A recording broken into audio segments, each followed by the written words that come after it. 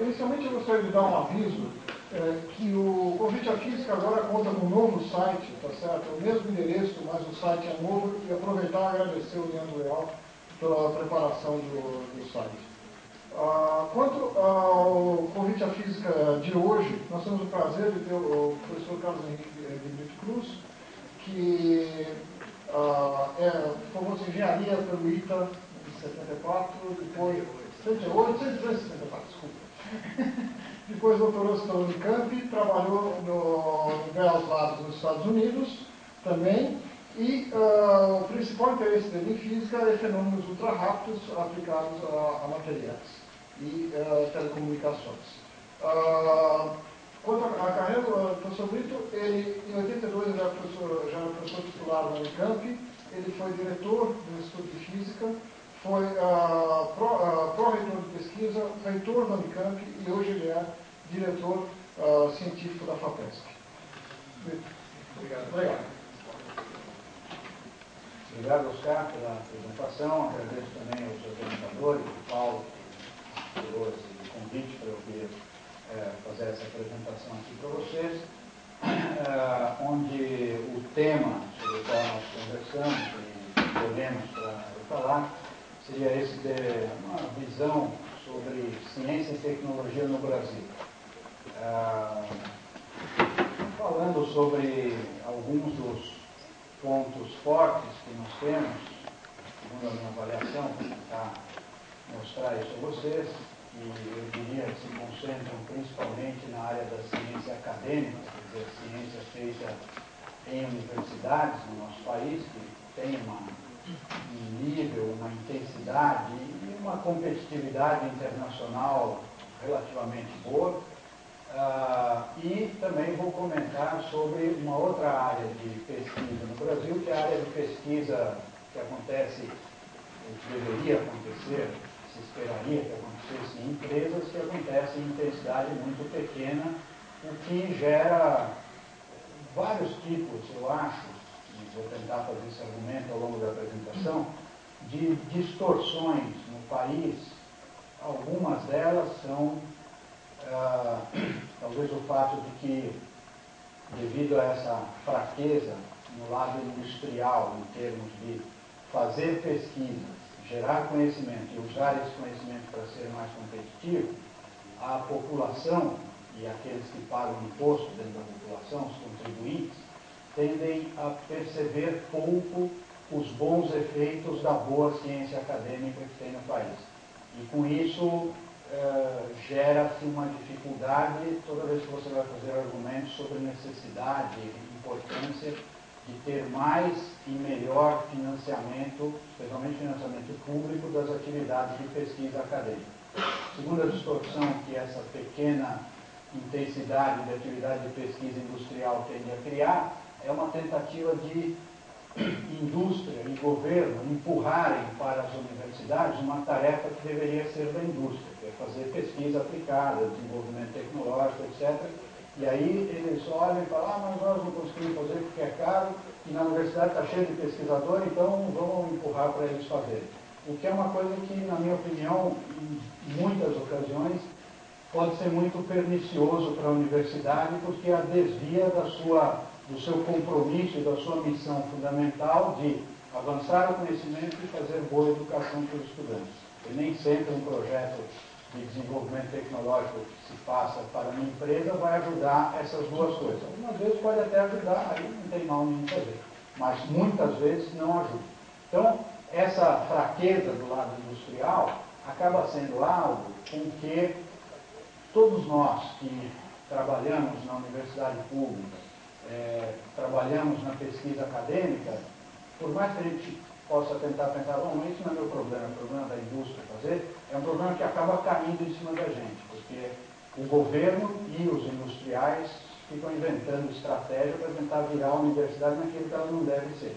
E a gente precisa entender o problema, até para ter argumentos para saber fugir para frente do problema, em vez de fugir para trás, quer dizer, ó, então, bom, tem um problema, mas não é desse jeito que resolve, é de outro jeito que é a solução. Então é mais ou menos disso que eu vou falar para vocês aqui.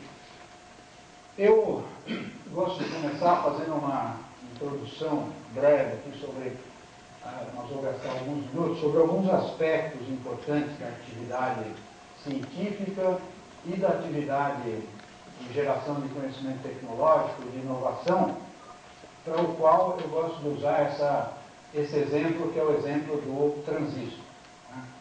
Que foi, sem dúvida, um grande resultado, um dos grandes resultados da física no século XX, levou, além do mais, além de ser um dos grandes resultados de enorme impacto na humanidade, até hoje os impactos disso sobre as nossas vidas ainda são muito grandes, né?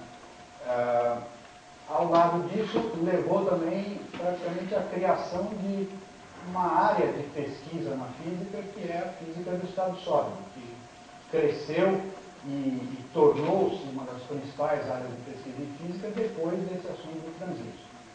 E gerou para os inventores do transistor, ou descobridores do efeito, né, um prêmio Nobel, e tem algumas características importantes que eu acho que vale a pena a gente ter em mente, especialmente quando a gente está nesse debate sobre pesquisa acadêmica, pesquisa industrial, sobre para que serve a pesquisa, porque essa pergunta, né, para que serve, é uma pergunta que vivem repetindo. Imagino que talvez alguma intensidade para vocês, mas para mim, que tenho que ir à Assembleia Legislativa explicar um orçamento de 600 milhões, a pergunta para que serve vem a cada segundo ali, certo? Ou quando você vai ao Congresso, ou quando você conversa com o governo, com os secretários de Estado, etc. E eu acho que a gente pode aprender algumas coisas sobre, ou lembrar, no caso aqui, sobre a pesquisa e a ciência olhando para isso. A primeira coisa que eu gosto de chamar a atenção aqui é que este resultado aqui foi um resultado de pesquisa feita no laboratório industrial, não no laboratório acadêmico. Então, é o primeiro fato interessante e que serve para a gente ver que pesquisa feita no laboratório industrial não tem que ser pior, menos bem feita, menos relevante do que a pesquisa feita no mundo acadêmico. Então, tem, em física, por exemplo, várias descobertas importantíssimas que foram feitas em laboratórios industriais, que geraram, os autores receberam o prêmio Nobel por isso, que tiveram impacto, não tanto na indústria, mas um impacto no avanço do conhecimento. Transistor foi um deles, em 1948. A segunda coisa que eu queria chamar a atenção é sobre a foto aqui, porque ela mostra uma característica importante da pesquisa que frequentemente é perdida de vista, especialmente da maneira como se discute a ciência no nosso país. Uma expectativa um pouco mitológica, ilusória e muito utilitária, uma coisa de que você faz uma descoberta científica e logo querem saber, bom, e na semana que vem o que isso vai ser, que produto que vai ser, o que se vai fazer com isso. E aí você olha para isso aqui, né? Olha só a precariedade dessa coisa. Quer dizer, aqui tem um clipe de prender papel encostado. Se você estudar, eu tinha a história de como foi feito esse negócio, era um clipe mesmo, não é que é um arame que parece um clipe, era um clipe, tá? E está aqui. Aqui tem uma coisa, uma mola, um negócio enroladinho, né? Que um pouco mal soldado aqui, né? Esse tipo de solda mesmo, parece solda fria. Aqui tem esse contato. Aqui embaixo, esse pedacinho claramente mal cortado, né? Que não é uma coisa cortada, serrada direitinho, foi meio quebrado ali, do jeito que dava para quebrar, que era o semicondutor, né? Que era o elemento misterioso da história, tá certo? Então, esse aqui é aquele que, quando escrevem um paper, né, no paper deles no Physical Review, provavelmente eles falaram "The sample was carefully handled". Mas isso é aquele que todos nós que já trabalhamos em física experimental sabemos que a tradução disso é uma amostra que só caiu no chão uma vez, mas ninguém pisou em cima, né? Certo? Que é um fato importante esse, quer dizer, eu digo essa anedota para lembrar o seguinte, que para entender ciência, você tem que ter feito ciência. Quem nunca fez ciência vai ler esse artigo aí e vai ler o cara falando "The sample was carefully handled", E ele vai falar, para fazer um negócio igual a esse, eu preciso de uma sala limpa de classe 100 mil e um robozinho para mexer na amostra, não sei o que. Ele nunca vai conseguir reproduzir, porque ele não entende o que significam as palavras que o cientista está escrevendo ali. Então é uma coisa que só quem fez, quem viveu naquele lugar, sabe que pegar um clipe e entortar vale quando você está fazendo ciência. Certo? Não é uma coisa proibida de fazer. Pôr um pedaço de fita durex lá em cima também vale. Porque você está querendo a descoberta, você não está querendo a beleza daquele aparato e nem sequer você está querendo a reprodutibilidade. Se ele funcionar uma vez e mostrar que amplificou a corrente nesse dia, depois você levar um mês para conseguir fazer isso de novo, está bom, porque é isso que você está querendo fazer. Então, essas são características importantes. Né? E quando você olha a precariedade disso aqui, também eu acho que vale a pena a gente pensar sobre quanto poder de convencimento, por um lado, por parte dos cientistas que fizeram isso, e quanta confiança ou fé foi requerida dos diretores, vice-presidentes, diretor financeiro dessa empresa, para olharem essa coisa feita desse jeito, ali em cima de uma bancada, e falarem, que legal, isso é um resultado que vai ser importante para a equipe. Certo? Aí tem um processo, né, que eu acho que é até um pouco cultural, de a empresa ter aprendido ao longo de muitas décadas que invenções esquisitas e que à primeira vista, quando parecem precárias e absurdas, podem muitas vezes, e eles têm essa confiança porque eles viram isso acontecer no passado, gerar resultados que vão ser muito importantes para a empresa. Porque se você chegar aqui numa empresa qualquer no Brasil que não tem história nenhuma de fazer pesquisa e puser uma coisa dessa em cima da mesa, o cara vai falar, que porcaria, o que eu vou fazer com isso aí? Não serve para nada. Quer dizer, ele não vai pensar que a demonstração de uma ideia é algo essencial e relevante. E outra característica que eu acho que é preciso também eu gosto de aproveitar para lembrar aqui, é o seguinte: o fator de amplificação de corrente desse primeiro transistor, que é o grande objetivo do transistor, é amplificar uma corrente elétrica. Entrar com uma corrente, na verdade é controlar, mas amplificar é que ajuda a controlar. Então, para quantificar, você pensa na amplificação, tal do beta. Nesse primeiro transistor, era uma coisa ínfima, era algo como 1 mais 10 a menos 5.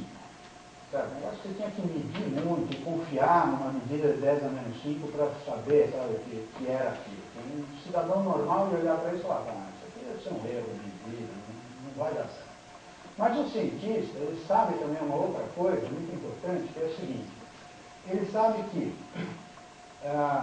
quando ele demonstrar uma ideia boa e bem demonstrada, imediatamente ele vai mobilizar centenas ou talvez milhares de outros cientistas no mundo inteiro que vão se interessar por aquilo, e ele sabe também, o cientista que está fazendo aquilo, que todos os outros cientistas têm uma característica que ele também tem, que é uma certa dose alta de arrogância, e eles sempre vão pensar, eu consigo fazer isso muito melhor.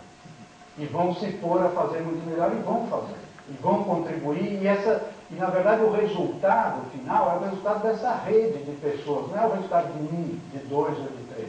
Então o fato de que o avanço da ciência, o avanço do conhecimento seja um empreendimento social e não um empreendimento individual é importantíssimo, e a gente precisa ter sempre isso em mente quando a gente está fazendo ciência, e tanto para entender que a nossa contribuição é uma contribuição que, em geral, é um tijolinho ali que outros vão pôr. Às vezes você tem a sorte de ser o que põe a cereja no bolo, certo? Aí você tem prêmio, não sei o que e tal, mas a maioria põe um tijolo naquela construção.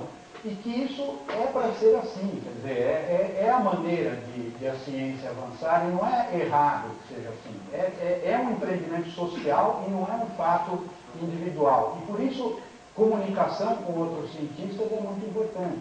Escrever o paper e ler o paper dos outros também é muito importante, porque através do paper você discute as coisas, você mostra. Quer dizer, às vezes você debate com as pessoas no Brasil, você começa a ter a sensação que as pessoas acham que você quer publicar muitos papers para ter uma lista grande no Lattes, ou para aparecer no ranking. Mas não é, você quer publicar porque você quer conversar, você quer comprar entrada naquele clube de discussão, que é um clube sofisticado, que só quem escreve aquela coisa lá pode participar do tal clube. Então, esse fato de que a ciência é um fato muito mais social do que individual, também a gente tem que ter em mente que ele implica em que todas as estratégias para a ciência tem que considerar que você precisa ter muitas pessoas fazendo aquilo, e não uma ou duas. E não é que você quer ter muitas para ter backup, para ter substituto. Você precisa ter muitas para elas interagirem e fazerem alguma coisa que vai prosperar e que vai ser relevante. E o último ponto que eu queria chamar a atenção é que também esses autores não só cuidaram de publicar o paper no Physical Review, e, na verdade, 2 papers, que eles brigaram ali entre eles um pouco, então tinha a primeira ideia, era uma ideia diferente, que era mais do Bertin e do Bardeen, e o Shockley não gostava muito. E a segunda ideia de fazer transistor era um jeito que o Shockley gostava. Eles dividiram em 2, a maneira de publicar e tal. Mas ao lado disso, eles fizeram também, cuidaram de proteger a propriedade intelectual. Falaram, não, vamos registrar uma patente sobre essa coisa aqui. Que não impede você de publicar. Você pode publicar e fazer a patente dessa coisa. Essa é uma das patentes históricas, da história das patentes no mundo. Essa patente número 2.569.347 para um Circuit Element Utilizing Semiconductive Material, por inventor William Shockley, e depois aparece o nome dos outros. Então, a ideia de proteger a propriedade intelectual, e aí também tem uma característica importante. A AT&T fez essa patente, na verdade não era para impedir outros de usarem essa ideia, porque a história desse assunto mostra que acabou sendo do interesse da AT&T estimular que outros usassem, porque aí esse negócio do transistor se multiplicava em termos de usuários e barateava o custo de fabricação e etc. Então eles licenciaram a patente por valor baixo, era $15 mil para licenciar a patente do transistor. Mas a patente, para que servia então para a empresa? Servia para protegê-la, porque evitava que outra empresa pudesse fazer uma patente disso e impedir a AT&T de usar. Então, nem toda patente é para você ganhar dinheiro licenciando. Frequentemente na indústria, a patente serve para proteger a empresa e garantir a ela o direito de usar aquela ideia. Chama-se, isso aí na literatura chama-se patente defensiva, para se proteger de algum outro patentear e querer obstar aquele uso. Então, tem aí vários assuntos nessa figura do transistor aos quais a gente vai se referir mais adiante. E um outro dado que não é um dado, mas eu mostro para vocês porque eu aposto que várias pessoas vão passar os próximos 20 minutos tentando fazer a conta para ver se isso é verdade. Eu mesmo não tenho certeza absoluta, mas eu achei isso na Business Week em junho de 2006. Um vice-presidente de pesquisa da IBM afirma que no último ano seres humanos produziram mais transistores do que grãos de arroz. Então essa é uma interessante isso aí, mas tem transistor, inclusive aqueles que estão dentro dos microprocessadores. Lembrem-se que num microprocessador Pentium tem 42 milhões de transistores. Então, se você pensar que são milhões de microprocessadores que são feitos, esses milhões estão se multiplicando. Mas de qualquer jeito vai ser um número bem grande, para você chegar a comparar com o número de grãos de arroz que são produzidos pela humanidade. Um outro elemento que eu queria destacar aqui é como é que a ciência e o avanço do conhecimento se relaciona com essa tal palavra que ficou um pouco tão popular que eu já começo a ficar um pouco popular demais, que é esse assunto de inovação, e como é que se relaciona com o desenvolvimento econômico. Aí precisa fazer um cuidado que é o seguinte: a gente nunca deve supor ou assumir que a única razão pela qual se faz ciência é para fazer desenvolvimento econômico. Você faz ciência por uma razão mais importante do que isso, que é melhorar a humanidade. Então, a humanidade que sabe mais coisas é melhor do que a humanidade que sabe menos coisas. Então, você quer saber sobre a filosofia, sobre as ideias de Kant, dos gregos, de Platão, de Sócrates. Isso você quer saber, e é bom que numa nação muitas pessoas saibam, não é porque isso vai gerar riqueza, vai gerar exportação, não é nada disso. Você quer saber porque é bom, porque as pessoas ficam melhores quando sabem isso. Você quer saber se o universo tem 13,7 bilhões de anos, ou, como estavam dizendo aí na última semana, mais 2 bilhões, né, que aparentemente tem uma conta em debate aí. Também não é para fazer uma empresa que vai vender quantos anos tem o universo, etc. Porque a humanidade quer saber disso. E responder a essas perguntas melhora a humanidade. Então o fundamento é esse. Agora, muitas vezes, ciência pode ser usada para fazer desenvolvimento econômico. Então, isso é um fato que na ciência da economia, se a gente puder usar a palavra ciência para a economia, né, os americanos chamam a economia de dismal science, quer dizer, a ciência pouco prestigiada, que dá resultados pouco sólidos. Desde autores como Adam Smith, Marx, Joseph Schumpeter, esses aqui são clássicos de... Schumpeter é do começo do século XX, mas Adam Smith, 1770, Marx, 1800, que escreveram sobre como o conhecimento faz aumentar a riqueza e aumentar o poder, etc. Esse Solow, professor do MIT, ele ganhou um prêmio Nobel de Economia em 1987 por estudar o que se chama os determinantes do crescimento econômico. Quer dizer, quais são os insumos, quais são as variáveis importantes que determinam o crescimento econômico. A gente aqui no Brasil, de tanto ler jornal, pensa que é inflação, juros, etc., mas não é. Tá certo? Na teoria econômica, eles tentam, por mais que às vezes não com muito sucesso, mas tentam fazer a mesma coisa que nós físicos tentamos fazer, reduzir a princípios fundamentais e a leis fundamentais. Então, algumas das variáveis fundamentais para os economistas são o capital e o trabalho. Quanto dinheiro você tem para investir e quantas pessoas você tem para trabalhar usando aquele dinheiro e aquele investimento.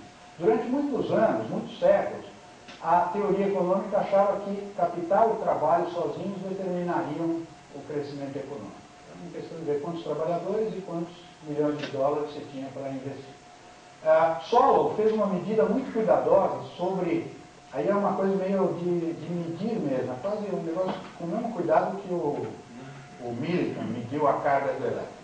Então ele foi medir a taxa de crescimento dos Estados Unidos e relacionar com o tamanho do investimento e o número de trabalhadores numa série lá de 80 anos da economia americana. Eles anotam, tudo medido.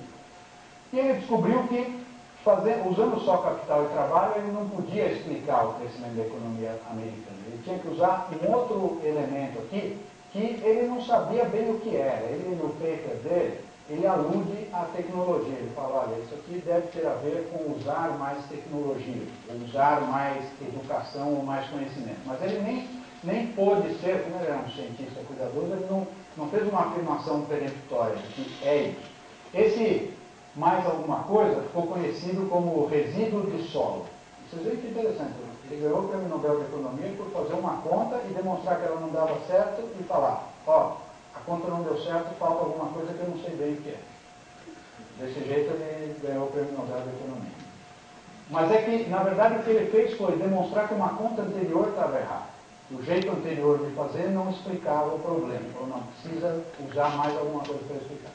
Esse Homer fez um avanço importante, ele criou um novo tipo de modelo, uma nova teoria do crescimento, onde ele incluiu o conhecimento como um fator explícito da teoria econômica. Então, na teoria econômica dele tem capital, trabalho e conhecimento.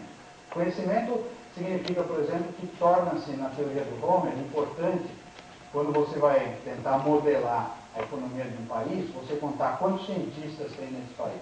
O que esses cientistas produzem, que tipo de resultado, etc. E você pode também calcular os resultados. Por exemplo, tem um exercício interessante em livros de economia que usam essa nova teoria do crescimento, que é calcular qual é o número ótimo de cientistas que tem que ter numa certa economia. Se tiver demais, custa muito e o resultado não contribui tanto.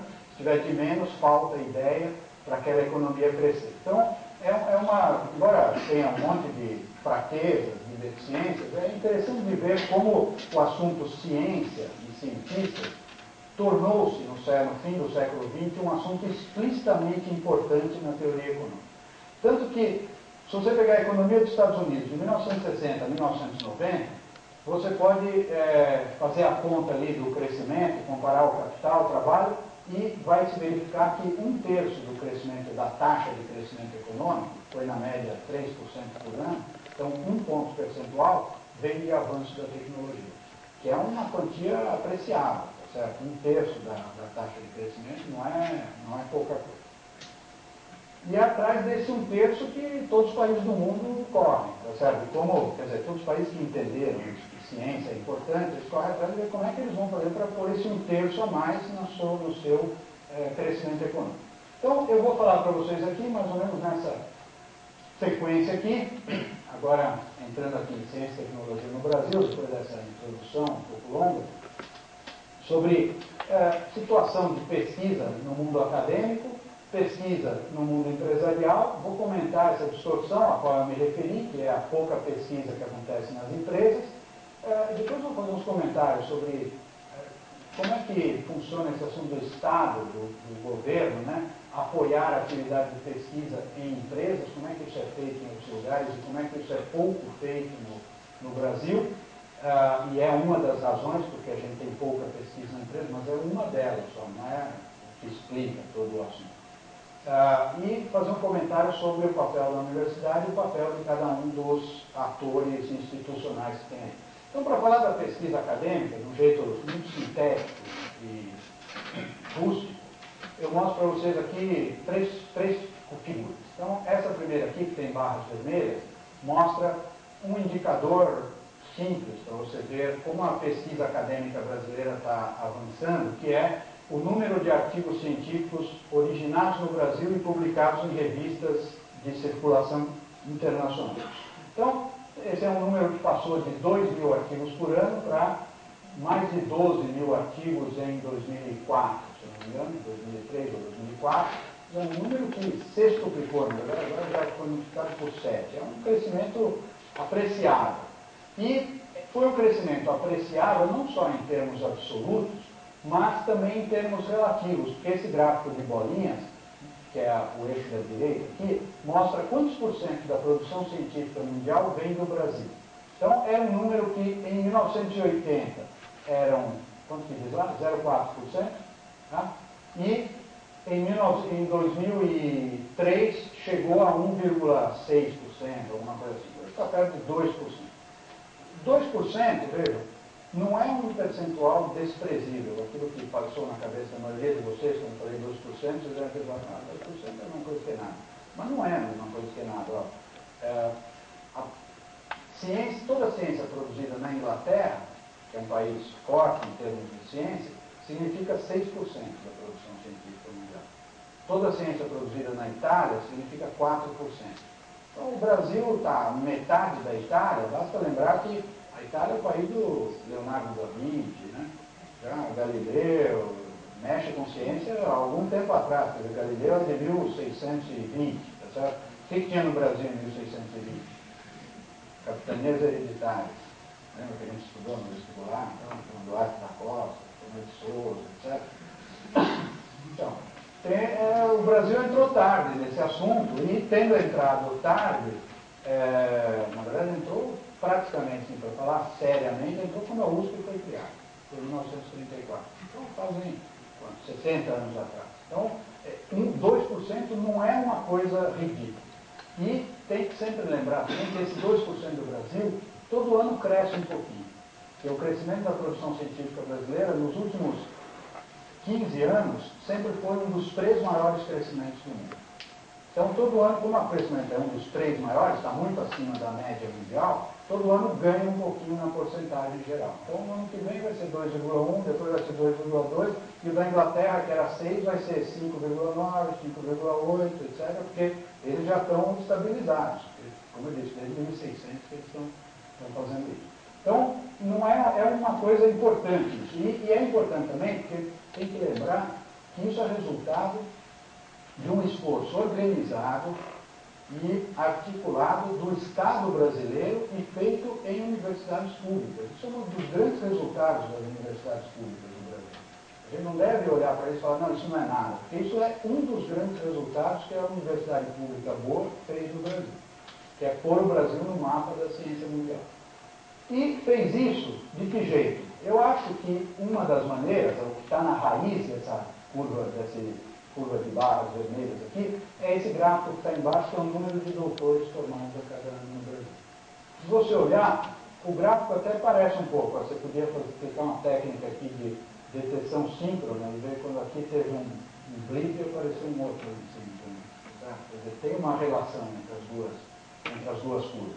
E aqui a história é essa, quer dizer, o Brasil organizou desde a década de 50 um sistema de pós-graduação para formar mestres e formar doutores e fez esse negócio funcionar por 60 anos, com altos e baixos, com um monte de dificuldades que vários de nós, todo mundo nessa sala vai saber em um segundo listar 10 problemas, mas teve permanência e teve continuidade.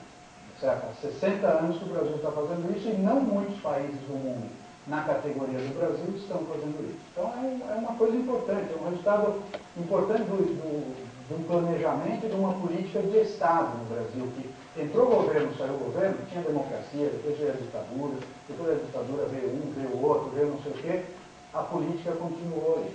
Às vezes tinha mais dinheiro, às vezes tinha menos, não sei o quê, mas continuou estável. A CAPES avaliando os cursos melhorando, exigindo mais resultado e assim por diante. Então, isso aqui levou a uma formação de pessoas que sabem fazer ciência, portanto, você produziu mais ciência. Com dificuldade, mas produziu mais. E essa ciência, ela também é uma ciência que não só cresceu em quantidade, mas também cresceu em visibilidade. Se quiser falar aqui, visibilidade é diferente de qualidade, mas tem uma certa relação. Quer dizer, então, o número de citações dos papers publicados no Brasil também tem crescido a cada ano, é uma medida um pouco mais objetiva. Isso aqui eu uso aqui para ilustrar, são capas de boas revistas científicas que falam, que destacaram artigos feitos no Brasil. Certo? Isso é uma coisa que há 20 anos atrás era raro de acontecer. Não via um artigo feito no Brasil na capa dessa revista. Certo? Agora é uma coisa que aparece ali. E aparece bastante. Toda vez que eu apresento essa figura, no fim, me dão mais umas 3 capas para acrescentar ali. Você vê, em termos de formar doutores, é um empreendimento respeitável, viu? Se você olhar aqui o que tem no estado de São Paulo, eu pus aqui as 3 universidades estaduais paulistas, numa lista junto com as universidades dos Estados Unidos que mais formam doutores. Então você vai ver ali, ó, que a Universidade da Califórnia em Berkeley formou 769 doutores em 2004. A USP formou 2.041, a Unicamp formou 873. Não tem nenhuma universidade nos Estados Unidos que forma mais doutores do que a USP. A Unesp entra aqui na lista também numa posição boa, 11º. O problema que tem no Brasil é que quando você faz essa lista aqui das universidades brasileiras, depois da Unesp, depois da UFRJ, que está em algum lugar aqui no meio, quando eu fiz eu estava pensando em São Paulo, mas merecia ter o UFRJ por aqui assim, depois disso aí você cai logo para o número que é 100, depois 90, depois o número de 2.000. Então tem poucas instituições, que nem essa coleção que eles têm aqui, olha ali quantas tem ali no 500. Certo? Então é uma questão de ter poucas instituições, nós temos poucas instituições, mas essas poucas elas fazem bem, fazem resultado que é competitivo. Eu acho que a USP deve ser a universidade no mundo que mais forma doutores. Eu me surpreendo um pouco porque a USP não fala mais disso. É um título importante, é a universidade no mundo que mais forma doutores. Mas não fala muito, mas eu acho que é, porque na França, no México tem uma universidade gigante, a UNAM, o México por ano forma 600 doutores em todas as universidades médicas. Quer dizer, é um resultado importante. Então, pesquisa acadêmica tem uma certa intensidade e tem resultados, e esses resultados eu tento mostrar nessa figura que são comparáveis com outros países da mesma categoria do Brasil. Você põe um gráfico, Brasil, Coreia, Índia e China, olha lá, o gráfico de doutores da Índia é esse azul aqui. Tá? O gráfico de doutores do Brasil é esse das bolinhas. Certo? Então, estão todos aqui, perto dessa categoria. Quando eu fiz o do Brasil, até aqui ainda não tinha chegado nos 10 mil que já está chegando. Tá? É comparável com o da China, inclusive comparar com a China, se ele quiser eliminar o dado da China, aqui é só dividir pela população que o gráfico desaparece. Estou pondo em números absolutos. Certo? A Índia também vai baixar muito, quando em comparação com o Brasil. Mas a Coreia vai subir um pouquinho. Comparado com a China. A Coreia a gente já tem complexo mesmo, né? Então, mas você vê, são números que são competitivos. Não são números que a gente fala, nós nunca vamos conseguir chegar em nenhum lugar com esse número. Certo? Outros países estão chegando em um lugar mais avançado do que nós, com números similares a eles. Esse é o ponto da comparação. Em termos de resultados tecnológicos, resultados industriais, né, em pesquisa, o Brasil também tem alguns bons. Quer dizer, não é que o Brasil é um país para o qual é proibido usar conhecimento para fazer coisas relevantes economicamente. O Brasil tem feito isso e, de novo, todos esses resultados que eu mostrei aí, e vários outros que vocês poderiam lembrar, se relacionam e derivam da boa universidade pública que tem no Brasil. Sabe? O fato de ter universidades que formam muitos engenheiros, muitos químicos, muitos biólogos, muitos sociólogos, muitos historiadores, que todos nós gostaríamos que formassem mais, mas formando quantos forma, já faz todas essas coisas aqui. Então, o Brasil tem esse assunto das eleições eletrônicas, que é espetacular, uma tecnologia toda feita no Brasil, que é uma coisa que a gente é acostumado com isso, porque a gente já faz 3 eleições que a gente vai lá e vota na maquininha. Você viaja para onde você não vê ninguém falar disso. Certo? Uma vez eu fui, há 3 anos atrás, numa missão do governo brasileiro na Inglaterra, e num certo ponto levaram a gente no Department of Industrial Technology. E passaram um vídeo lá que supostamente para eles era como seria a Inglaterra de daqui a 50 anos usando tecnologia. Então parecia aquelas coisas bonitas de DNA, de exame de ressonância magnética, como é que vai ser, não sei o quê. E no fim, a última cena era um sujeito, era falando, e como vai ser a democracia inglesa? Era o cara indo no quiosque e votando numa maquininha que nem essas nossas de eleição. Eles acham que é daqui a 50 anos. Então, não é pouca coisa isso que foi feito aqui. É um negócio que é difícil de fazer. Às vezes a gente tem a ideia de que porque foi feito aqui no Brasil é fácil. Mas não é difícil, porque ninguém fez isso. A pena é que a gente faz e depois não tem jeito de sustentar economicamente. A empresa que fez isso foi comprada por uma empresa americana. E agora faz parte de um grande conglomerado, não sei o quê. Petróleo.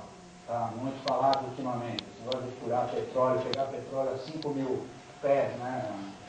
Desculpa o inglês aí, mas sei lá, metros, 1.500 metros, 2.600 metros no fundo do mar. Isso é um problema tecnológico seríssimo. Pensa bem o que é isso. Não é que o petróleo está a 1.500 metros. O fundo do mar está a 1.500 metros. Depois que você achar o fundo do mar, você tem que furar mais uns 3 ou 4 mil metros para achar o petróleo. Depois você tem que enfiar cano lá dentro, sem deixar a água entrar, e fazer o petróleo sair. Quer dizer, é um empreendimento de engenharia e de tecnologia que é difícil de fazer. Os aviões da Embraer, com bons resultados, agora esse avião de 100 passageiros, hoje saiu a notícia que a Embraer vendeu mais 100 desses aviões para a China. Então, é uma coisa legal. Esse assunto do etanol, dos veículos flex fuel, esse dos veículos flex fuel é outro interessantíssimo, que às vezes a gente tende a não valorizar o suficiente, porque a gente olha e fala, mas foi a Ford que fez, foi a Volkswagen, foi a GM, mas foi a Ford e a GM do Brasil.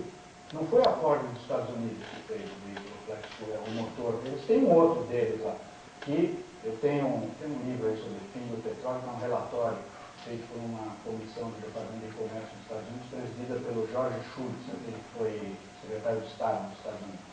Numa certa página lá, o comentário deles é do tipo que a gente poderia ler numa coisa brasileira, mas eles estão se referindo aos Estados Unidos. Eles falam, é um absurdo que o contribuinte norte-americano tenha que comprar carros flex fuel que são piores do que aqueles que tem no Brasil. Porque o carro flex fuel nos Estados Unidos não vai de 0 a 100%. Ele vai até 70% de gasolina e depois começa a encrencar. Então, também é um resultado importante que gerou uma disputa aí sobre patentes com as matrizes dessas companhias. Também tem uma história interessante por trás disso. É tudo feito por engenheiros trabalhando no Brasil. Físico, químico, a soja, as coisas do agronegócio. Quer dizer, tem resultado importante de pesquisa industrial no Brasil. Mas o que nós temos é essa dificuldade que aparece nesse assunto das patentes, que é uma maneira de você tentar ver, assim, em vez de ver casos, né? Ver assim, bom, então vamos ver o conjunto da indústria do Brasil, o que faz de tecnologia. Um jeito de ver isso é contar quantas patentes a indústria faz e registra ou nos Estados Unidos, ou na Europa, ou no Japão, fora daqui, mercados competitivos. No caso aí, Estados Unidos. Então, as patentes que a indústria do Brasil faz são essas do gráfico da esquerda. E está comparado aqui na mesma escala, uma escala que vai de 0 até 13.500, com as patentes que a indústria da Coreia faz. Aí tem uma diferença muito impressionante, certo? No ano que o Brasil fez bastante, tem 100, e a Coreia tem 3.500, 35 vezes mais. E dá para fazer descobrir que tem, observar, ou intuir que tem uma certa relação entre essa curva das patentes e essa outra de quadradinhos, que é quantos bilhões de dólares a indústria daquele país põe em fazer pesquisa. Em ela fazer pesquisa. Não é dinheiro que vem do governo e não é dinheiro que a indústria dá para a universidade, que a indústria usa ela mesma para fazer pesquisa. Essa daqui vai crescendo e vai fazendo mais patente. A nossa vai ficando estável ali e não cresce, porque, na verdade, essa curva, ela é a medida, porque o custo de fazer pesquisa é o custo das pessoas. Então, essa curva é a medida de quantas pessoas tem, quantos salários estão sendo pagos por ano. Então, quanto mais pessoas você puser, mais ideia elas vão ter. Ter ideia boa demora, né? Então, precisa pôr bastante gente para... Se você olhar algumas das empresas no Brasil que mais fazem patentes, dessas registradas nos Estados Unidos, olha lá, campeã no Brasil, de 97 a 2001, foi a Petrobras, que fez 55. Depois Carrier, Embraco, Vale do Rio Doce. E na Coreia, a campeã é a Samsung, que fez 6.000. Olha a diferença entre o que faz mais no Brasil e o que faz mais na Coreia. É um pouco covardia isso, porque tem que ver o seguinte, uma é do setor óleo, outra é do setor eletrônico. O setor eletrônico tem mais tendência de fazer patente. Mas, assim, é uma diferença grande, certo? Mas que se entende quando você perguntar para a Samsung, bom, quantos cientistas trabalham para a Samsung? Se você perguntar para a Petrobras quantos cientistas trabalham para a Petrobras, ela vai te responder rápido também, claro. Mais ou menos uns 1.000.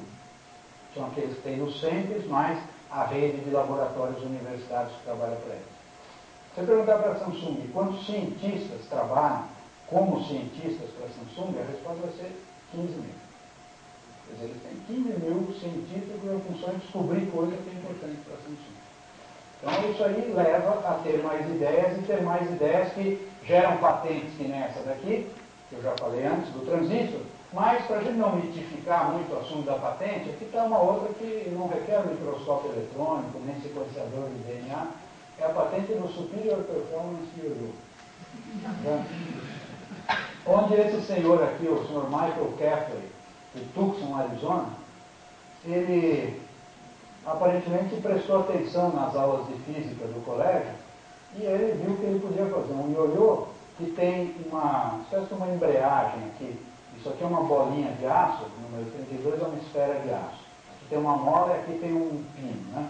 Então, quando o ioiô começa a girar, essa esfera tende a empurrar a mola e o que acontece? Ele solta o eixo do ioiô. Então, a partir de uma certa velocidade, o ioiô começa a girar em falso e ele não agarra na corda. E as crianças acham isso uma beleza, porque elas jogam o ioiô para baixo e quando ele chega embaixo, que ele está girando rápido, ele para e fica girando, ele não volta imediatamente. Então, os meninos falam que é ioiô com memória. Ele joga, ele espera, e quem for mais hábil, ele fica mais tempo, menos tempo. Eu aprendi sobre essa patente porque o meu filho fez eu ir lá na banca do Boston, em Campinas, comprar um ioiô desse por R$15. E aí tem lá no plástico do ioiô, patente, número tal, assim, assado. Eu fui na internet e achei a patente do negócio. E a gente paga R$15 lá na banca do Bosque, sei lá, R$1,50 é capaz de ir para o senhor Michael Caffrey, que prestou atenção na física do colégio e teve uma ideia. Sabe? Então, patente é isso, é ter uma ideia que alguém vai querer pagar por ela. Pode ser a criança que vai se divertir com o ioiô, pode ser a indústria de eletrônica que vai comprar transistor e etc. Mas o exemplo aqui é para destacar que patente não é sinônimo de sofisticação científica e tecnológica. Certo? Patente é uma ideia que ninguém teve antes. É disso que está se falando aqui. Vocês sabem que, na verdade, para registrar uma patente, você não precisa nem sequer demonstrar a ideia. Tem muita gente que acha que, não posso registrar a patente enquanto eu não fizer o experimento para ver se é verdade. Você não precisa. É só você mandar para lá a sua ideia e você ganha a patente. Demonstrar é uma outra coisa totalmente separada de registrar a patente. Bom, uma coisa muito importante da gente ter em mente, especialmente quando a gente trabalha em boas universidades, é entender que patente é um produto típico das empresas e não das universidades. Porque toda vez que a gente mostra esse dado e fala, o Brasil faz pouca patente, Logo tem alguém nos próximos 5 minutos que vai apontar o dedo para algum professor universitário que está na mesa lá e vai falar: ah, mas isso é porque na universidade vocês só fazem pesquisa esquisita que não serve para nada. Sabe? Então, mas não é. A patente vem muito mais da empresa do que da universidade. Nos Estados Unidos, em 2003, de 87 mil patentes, só 4% vieram da universidade. E das universidades americanas, só 198 fizeram alguma patente e, na média, elas fizeram 16 patentes em cada uma. É um número limitadíssimo. Essas universidades dessa lista aí de 198, o número de papers que publicam por ano é medido em milhares. 1.000, 2.000, 3.000, quer dizer, isso aí, de novo, é aquilo que eu falei no começo. A universidade tem um compromisso com o avanço do conhecimento, com publicar esse avanço do conhecimento e com formar os estudantes. Às vezes, a universidade pode achar bom fazer uma patente ou outra, mas não é nem meio de vida, nem objetivo principal da universidade. E quando você olhar para um país e aquele país fizer poucas patentes, você pode ter certeza que não é por culpa das universidades, é por culpa das indústrias que estão trabalhando pouco em fazer pesquisa e descobrir coisas. No Brasil, tem uma anomalia, porque quando você olha as patentes registradas no Brasil, você vai ver que na lista dos que mais registram patentes tem um monte de universidades. É uma anomalia completa que o maior registrador de patentes do Brasil seja a Unicamp. E que a Petrobras venha em segundo lugar depois da Unicamp. Certo? Não é? É sinal, é bom para a Unicamp. Quando eu era reitor da Unicamp, eu adorava ir na Fiesp mostrar, patente, não sei o que e tal. Mas é sinal de uma doença séria na indústria brasileira. Certo? Uma incapacidade de ter ideias, porque era para a Unicamp estar em lugar 25 da lista. Depois você tem aqui, quem mais? A FAPESP, que na verdade são patentes, são ou da Unicamp ou da USP, da Unesp, certo? A UFMG. Então, 3 universidades na lista dos 12 que mais têm patente não é bom sinal, certo? Tem uma correlação muito forte entre o número de patentes que o país registra nos Estados Unidos e quantos bilhões a indústria daquele país usa para fazer pesquisa. Você pode ver aí que cai tudo perto ali da tendência, certo? Só para insistir nesse argumento. Mas essa aqui é que é bonita, olha só. Esse gráfico aqui, aí não é para a Coreia, para Taiwan, esses países que falam sobre tigres da tecnologia, não sei o que. Isso aqui é para a Espanha. Certo? A Espanha é um país onde as pessoas vão almoçar às 3 horas da tarde, ficam almoçando até às 5, tá certo? Não se estressam, tem bastante feriado católico, etc. Então não é assim que nem disciplina oriental, é um país agradável. Certo? Então, você vai olhar lá na Espanha, a Espanha tem feito uma política para desenvolver a capacidade tecnológica da indústria espanhola, e olha só esses dois gráficos aqui. Ó. O gráfico de quadradinhos o gráfico de bolinha cinza mostra quantas patentes a indústria da Espanha registrou no escritório de patentes americano. E o gráfico de quadradinhos mostra quantos pesquisadores são empregados nessas empresas. Tem relação entre uma coisa e outra? É aí que está a relação. Não adianta a indústria, por exemplo, no Brasil, falar, mas a universidade tem que fazer para a indústria, não sei o que. A indústria tem que usar mais cientistas para terem mais ideias. O resumo disso que eu mostrei para vocês, eu tento pôr nessa figura, eu comparo. Quando eu comparo, não estou querendo dizer que o Brasil tem que fazer igual a esses outros países, é comparar para tentar entender o problema, né? Quer dizer, quando a gente vai na biblioteca ou liga o computador para ler os papers que são publicados nas áreas em que a gente trabalha, a gente não quer copiar, a gente quer entender coisas. Aqui também a gente quer entender como é que eles fazem. Então, a barra vermelha mostra quantos por cento da ciência mundial cada um desses países faz. Brasil, Inglaterra, Reino Unido, Alemanha, França, Itália, Israel, Coreia. E a barra azul mostra quantos por cento das patentes que são registradas nos Estados Unidos vêm daquele país. Você vai ver que no mundo, se você pensar que isso aqui é um mapa mundi aí da ciência e da tecnologia, no mapa da ciência o Brasil até que aparece bem, dá para ver bem, tá certo? Aparece que nem Israel, aparece que nem a Coreia. Tá? Mas no mapa da tecnologia, nós estamos longe de aparecer. Tá certo? Quer dizer, mais ou menos com a mesma quantidade de ciência, Israel e Coreia conseguem fazer muito mais tecnologia.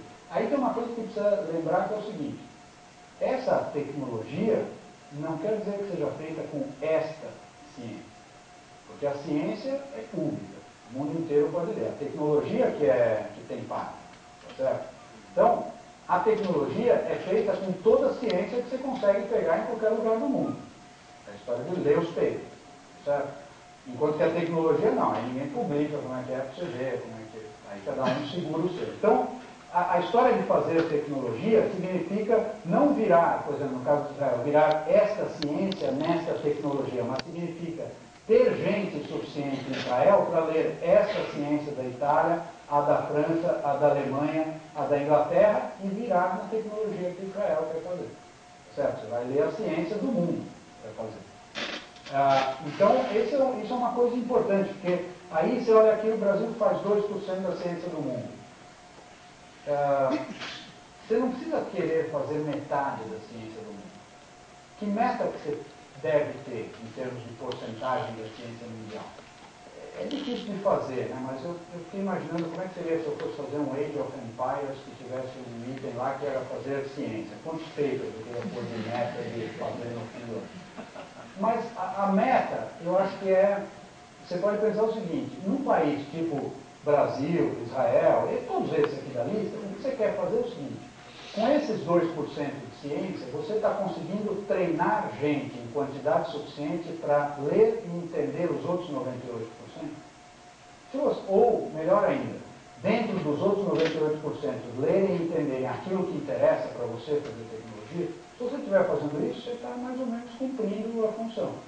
Então, isso aí muda o standard, muda a meta, muda a maneira de olhar esse percentual. Aparentemente, Israel e Coreia estão conseguindo treinar e preparar muita gente e usar essas pessoas para criar tecnologia. E o Brasil, muito menos eficiente. Vocês poderiam perguntar por que nesse gráfico eu escondi os dois países que são gigantes né? Quais são? Da ciência e da tecnologia. Então, Estados Unidos e Japão. Eu escondi porque na aula de Física 1 a gente ensina que tem que escolher uma escala no gráfico que dê para entender o fenômeno. Certo? E quando a gente põe os Estados Unidos e o Japão, desaparece o resto do mundo no gráfico. Certo? Só que o resto do mundo ia desaparecer, provavelmente todos vocês imaginariam. Mas o que sim é importante aqui, e às vezes passa despercebido, é que Estados Unidos e Japão são os únicos onde a coluna azul é maior que a coluna vermelha. Quer dizer, eles de algum jeito aprenderam como é que faz para usar a ciência que o mundo inteiro faz para fazer muito mais tecnologia que os demais. E a maneira, eu acho que é essa, treinar bastante gente esperta para ler aquilo e pôr essa gente em um monte de indústrias com investimentos para fazerem essas coisas, para criarem essa tecnologia. Você vê que são os únicos dois, onde a azul é maior que a vermelha. Tem mais presença tecnológica do que presença científica. Bom, tudo isso aí que eu mostrei, eu acho que se relaciona sempre com as pessoas. Muitas vezes a gente pensa que se relaciona com o dinheiro, mas eu acho que não é. É com as pessoas. As pessoas são muito mais fundamentais nesse assunto da ciência. E eu vou nas próximas duas figuras mostrar para vocês por que eu acho isso. Primeiro aqui é uma tabelinha onde eu tentei fazer um recenseamento meio rústico também de quantos cientistas tem no Brasil. Eu cheguei numa conta de 126 mil. Cientista, quer dizer, pessoa que ganha um salário para fazer ciência, para descobrir coisas. Tá? Desses 126 mil, 72% são professores universitários. Aqui eu contei só os professores que são de dedicação exclusiva ou do RDIDP. Não contei professores de tempo parcial. 72%. Tá? E talvez 23% trabalhem para empresas. Eu digo talvez porque esse número aqui, ó, é um número que o IBGE conta numa coisa chamada Fintech, Pesquisa de Inovação Tecnológica. Eles fazem um recenseamento sobre inovação e tecnologia nas indústrias. Começaram em 2001 a fazer isso. Mas eles não contam, desgraçadamente, não tiveram a ideia de contar quantos cientistas tem na indústria. Eles perguntam assim, quantas pessoas tem no departamento de pesquisa? Aí a indústria fala, 100. Quantas dessas pessoas têm nível superior? 10. Quantas têm doutorado? 2. E esse é o dado que tem lá. Agora, se a secretária tiver nível superior, está na conta. Tá certo? Se o técnico de laboratório tiver doutorado, também está na conta. Então, essa conta do IBGE de 29 mil é mais do que o número que tem. Por isso que esse 23 é no máximo 23. Nos Estados Unidos, olha só, eles contam tudo isso aí bem direitinho, publicam nesse livro aí, R&D in Industry. quase 1 milhão de cientistas, dos quais 79% são empregados das empresas. E 13% são professores de universidade. Então, tem uma diferença importante aqui, que é, na verdade, esses 79% explicam por que, quando a gente compra o computador, a patente e a fábrica é americana. Quando você vai na máquina Xerox, computador HP, o automóvel, o avião, não sei o que, etc. Quer dizer, é um contingente de pessoas cuja missão na vida é ter ideia para aquela empresa prosperar, que é uma coisa dificílima de competir. Se você estender a comparação, você vai ver que no Brasil, aqueles que eu falei para vocês, 29 mil cientistas, que são menos que 23% do total de cientistas do país, na Coreia, os nossos 29 mil competem com 94 mil. Então a Coreia tem 54% dos cientistas como empregados de empresa. Estados Unidos, eu falei ali, 790. Então isso limita a capacidade de usar conhecimento, de criar conhecimento que vai virar tecnologia, que vai virar desenvolvimento. Isso tem um reflexo no investimento que se faz, que o país faz em pesquisa e desenvolvimento. Então, se você pegar esse dado aqui é de 2001, é um dado que dá para pegar uma coleção aqui de países, a parte amarela mostra o investimento que é feito pelo governo. E a parte vermelha mostra o investimento que é feito por empresas. Tá? Então você vai ver que em países que nem Japão, o governo investe 0,6% do PIB, a gente põe em unidade de porcentagem do PIB, porque aí dá para comparar vários países. Né? Se fizesse em valor absoluto, dava aquele negócio da escala ficar ruim. O Japão põe 0,6% do PIB, o governo põe. E 2,2% do PIB é dinheiro que vem da indústria, tá? Para fazer pesquisa. Coreia do Sul, mais ou menos similar, estão ali na faixa de 2,5%, quase 3% do PIB em pesquisa. Estados Unidos também semelhante, depois aqui baixa um pouco. A Espanha já conseguiu ter mais da metade sendo dinheiro da indústria. Tá? Agora, veja, é dinheiro da indústria que a indústria investe nela mesma. Não é dinheiro que a indústria vai contratar pesquisa na universidade. A indústria contrata o doutor, ou o mestre, ou o engenheiro, que é formado pela universidade para ser um empregado dela. Então não é que essa coisa de relação universidade com a empresa, isso aí é uma parcela ínfima desse dinheiro. Certo? Então, a distribuição que nós temos no Brasil ela é um pouco anômala. E é esquisito a gente ver que o percentual que o governo brasileiro põe do PIB em pesquisa e desenvolvimento não é ridículo comparado com os outros. Certo? O percentual é bem na faixa ali do que os outros põem. Só que o percentual da indústria que é fortemente deficitário por um fator 3. O do governo talvez seja deficitário por 15%. Para vocês terem uma ideia de como é que é esse negócio, eu vou mostrar o contrário. Como é que é o negócio do dinheiro da indústria para fazer pesquisa? No ano 2000 nos Estados Unidos, a indústria gastou 180 bilhões de dólares para fazer pesquisa. Para vocês terem uma ideia, o quanto o Brasil gasta no ano é perto de 16 bilhões. Tá? Então, só a indústria nos Estados Unidos gastou 180 bilhões. Quanto disso ela gastou em universidades? 1,28%. Não é nem aí, negócio mínimo. Certo? 98% ela gastou nela mesma, para pagar a folha de pagamento daqueles 790 mil caras que a gente viu hoje. Certo? Quer dizer, a história de que quem faz o desenvolvimento tecnológico da indústria americana são as universidades, não são as universidades, são as pessoas educadas nas universidades. E não é a tecnologia de Stanford que faz mover o Silicon Valley, é a tecnologia que a HP cria, que a Intel cria, que a Microsoft cria, que a Google cria, etc., com gente que eles empregam, gente formada por Stanford, por Berkeley, etc. Então, isso é importante da gente saber também, para não entrarmos nessa ilusão do financiamento, da empresa financiar a pesquisa na universidade.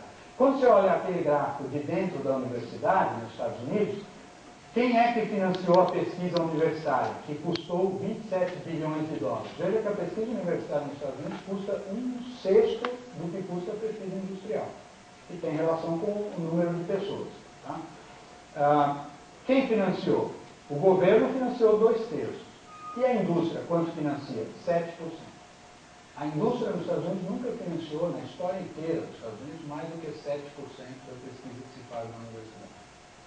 também isso é um mito interessante que a gente ouve muito por aí. Né? Se as universidades precisam de dinheiro para pesquisa, vai buscar na indústria, porque a indústria vai financiar. Não vai, nem nos Estados Unidos, imagina aqui. Então é outro percentual que é bom da gente ter em mente. Eu queria comentar aqui sobre universidade nesse quadro aí, porque eu acho que é importantíssimo a gente ter clareza sobre o papel das instituições, especialmente da instituição universitária, que está constantemente sob ataque. Hoje de manhã eu fui numa cerimônia em São José dos Campos, na Embraer, um negócio de inaugurar um parque tecnológico, etc., tem um convênio de IPT com ITA, com a Embraer.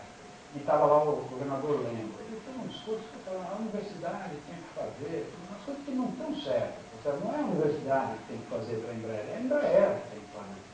A Embraer, se empregar o povo que forma no ITA, na USP, na Unicamp, vai fazer muitas coisas. Mas não dá para... Eu estudei no ITA, gostei muito de estudar no ITA, mas eu nunca voaria num avião feito pelos alunos do ITA no ITA. É que nem aquele transistor lá, ele vai funcionar uma vez e depois não sei. Não é desse jeito. Tem coisa que você faz na indústria, tem coisa que você faz na universidade. É outra coisa diferente. A universidade é o lugar que a sociedade criou para tratar, para trabalhar com o conhecimento, para transmitir o conhecimento, para avançar o conhecimento, para ter estoque, para ter boas bibliotecas, ter arquivos e difundir o conhecimento. Tá certo? Isso aí é uma coisa cuja relevância não dá para fazer a discussão dessas tarefas em termos de o que você vai fazer na semana que vem. É uma coisa que é historicamente relevante para a humanidade e para a sociedade. E eu acho que hoje as universidades, especialmente as universidades de pesquisa no Brasil, enfrentam certos desafios que eu queria mencionar aqui antes de terminar. Um deles é esse desafio aqui de enfrentar isso que eu chamo de utilitarismo curto prazo. Essa coisa do para que serve. O que vai fazer com isso? Que eu classifico como tendo dois. Tem o utilitarismo de esquerda e tem o utilitarismo de direita. O utilitarismo de direita é aquele que fala que só é importante o que faz na universidade se servir para algum emprego. Se for pesquisa que é sobre a idade do universo, não. Tem muita gente que lê o título das teses, né? E fala, mas eu leio o título das teses e nem consigo entender o que são os títulos. Eles acham que isso é atestado de pouca serventia, mas é o contrário, porque a universidade é para explorar a fronteira do conhecimento. Então, no título das teses tem que ter palavras esquisitas, mesmo, porque a fronteira é esquisita. Não é arroz com feijão de 30 anos atrás. Então, é apenas normal que seja difícil entender os títulos das teses para um cidadão mediamente educado. Então, esse desvio de direita de fazer virar a universidade em laboratório de pesquisa da empresa. E tem o desvio utilitarismo de esquerda, que é esse de natureza social, é esse de valorar a universidade se ela ajuda diretamente a diminuir a pobreza ou aumentar a inclusão, etc. Porque eu acho que são, do mesmo jeito que desenvolver a tecnologia da indústria, ter menos pobreza e mais inclusão, são objetivos importantíssimos do Brasil. Mas não está certo dizer que a universidade tem que resolver isso. A universidade tem, sim, que educar as pessoas que, quando forem trabalhar no Ministério da Educação, no Ministério da Saúde, no hospital, na escola, na diretoria escolar, etc., vão fazer aquilo funcionar direito e cada vez melhor. Essa é que é a função da universidade. A universidade não é Secretaria da Educação, não é Ministério da Saúde, não é Ministério dos Transportes para resolver a rodovia, nem da Energia para resolver a energia. A universidade tem que avançar o conhecimento e educar seus estudantes. A gente não deve, por mais que seja tentador, a gente não deve internalizar essas demandas da sociedade, porque quando a universidade internaliza isso e fala, não, deixa que eu resolvo, certo? É ruim, porque depois você não consegue resolver e a sociedade te cobra. E o governo te cobra e a Assembleia Legislativa cobra e não sei o quê. Porque não dá, não é assim que faz.